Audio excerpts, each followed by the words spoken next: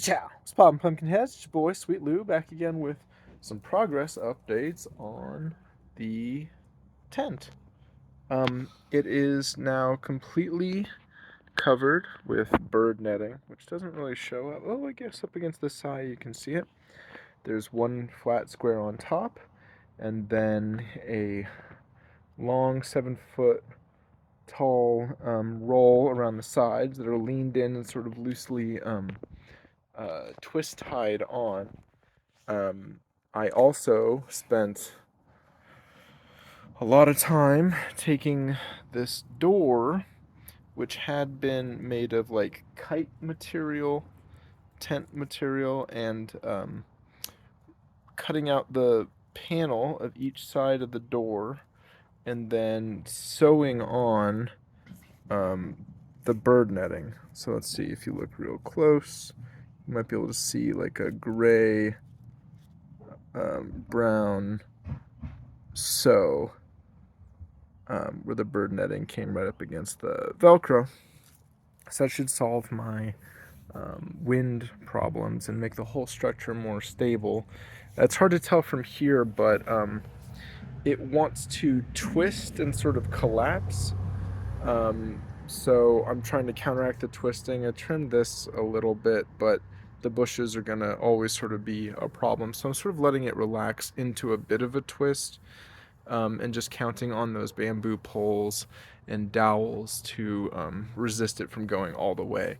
If it continues to bend those or pop them out of place, I may consider one more rigid layer, maybe another 1.5 feet down. I don't know what I would use, maybe lashed together, other dowels. I'm not sure. Hopefully, I won't have to do that because the netting is already in place.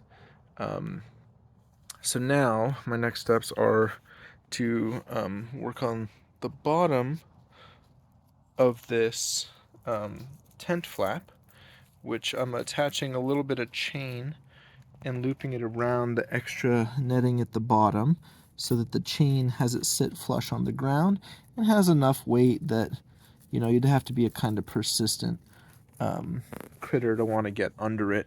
You'd probably want to go over it and get caught in the netting and turn around. So it's not as critter proof as the rest, so a determined raccoon or anything that really wanted to could get through this bird netting. It's supposed to be just a light deterrent. So if something was starving, it would probably get in. But yeah, I'm sewing this into the bottom of the net so that it can still push aside, um, and could even like strap up here. It's not so heavy that it can't do that. And then when it is closed at night, it will hang out on the bottom. So yeah, so perimeter battening down is my next step. Once the perimeter's all battened down all the way around, then I can get more meticulous about finding the holes in the top half, like this. You might be able to see the sky through this. Yeah, you can kind of see through the fence. You can see that there's a bit of a hole here. There's a ton of these. And my solution for them is elastic string.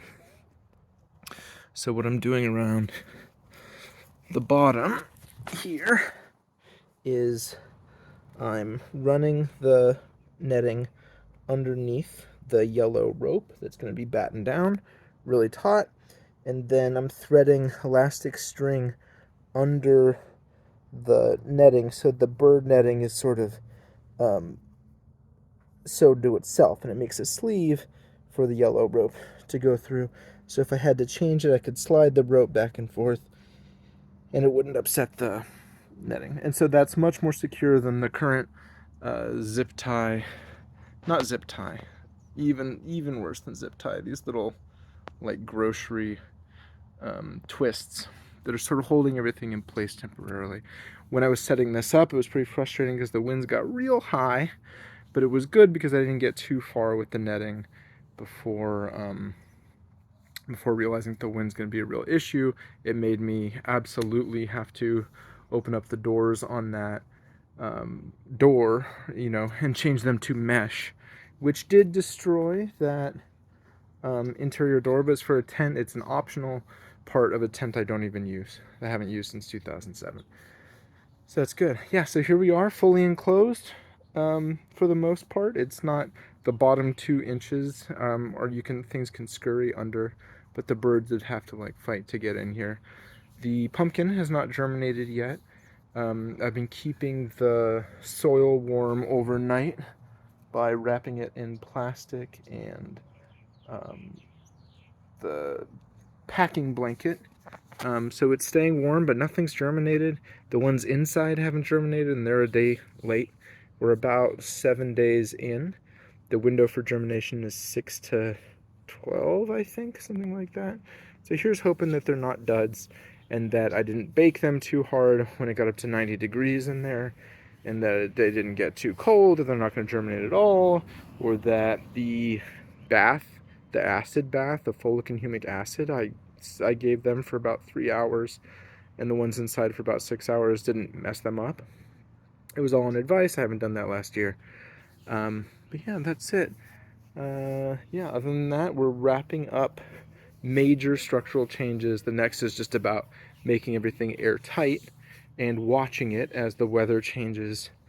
I'm a little concerned about rain. We're going to have 5 days of rain, and I don't want to leave the pumpkin wrapped up in plastic that whole time, but I'm afraid that too much rain will disturb the soil too much because it's a mound, and even with watering it, I have to be really gentle so it doesn't wash away and expose the seeds before they've germinated.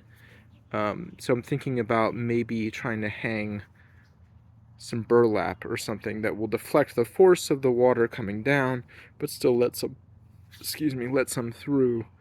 I'm not sure yet. And also, if it's really tremendous wind, I'm considering a big tarp attaching 2 points onto the hedge, 2 points onto the house, maybe with a vise, or even a screw, I'm not sure, or just tying it, or I don't know, tying it fancy as a sort of wind wall, which my giant pumpkin guy I'm watching online has had to use for high winds, just because there's a really sensitive time while the pumpkin's getting going before it can be battened down with like kebab skewers to the ground that will keep it from moving around, and it could really thrash with the high winds, especially the ones I've seen over the last week. So that's it. So finishing the door, battening down the perimeter. Once that's done, I will take that sewing technique and then make another loop all the way around the top, and then we're good. Then we've got a nice structure well in advance of anything growing in here. We could move in some of the support plants to harden them out here. Marigolds and radishes have just sprouted inside. I forget what else. I forget. Yeah, I'll have to look. I bought some seeds for one other support plant. Anyways, this is a long video and not a lot of action, but just wanted to bring you guys up to speed. I had a video recently that I talked for 5 or 10 minutes and found out that I had bumped the button halfway through and lost some footage. So if there's a big change, that's why. All right, thank you, Pumpkinheads. I hope you're sticking with me, and we're gonna grow a big pumpkin this year. Catch you later. Bye bye.